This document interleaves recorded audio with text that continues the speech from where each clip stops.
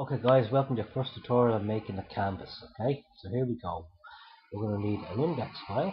Okay, in here you put doc type, and here again I call my canvas, and in here we need a JS file. Okay, so we're going to link them together by going to your script tags down here.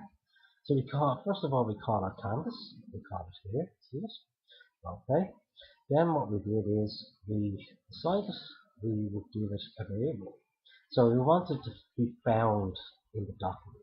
So the variable is canvas, so we're asking the document query selector to find canvas for us. Okay. Now I'm going to give the canvas a width, and this is the value of window.inner width, and the height window.inner height.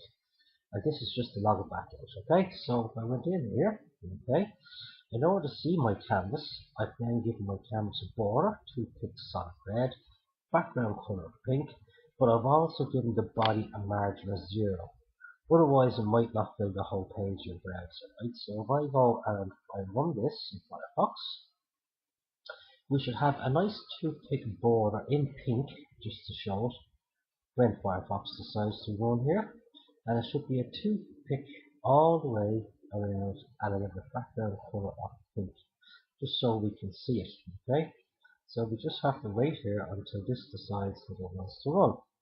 And she's playing slow with me today, but here we go. There you go, she's running now. So there you go. Here's my canvas. Okay, and goes all the way across, all the way across, all the way around. Okay, so there you go. Just to sum up here again, we have our index, we've linked it to our JS.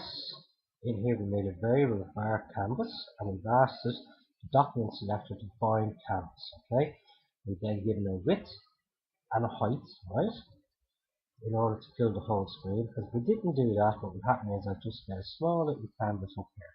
I've given it a background color of pink, just so you can see the canvas. Otherwise the default is white and you wouldn't see it, so what's the point? Okay, so I hope you enjoyed this one guys, and I'll see you in part 2. Take care, bye bye.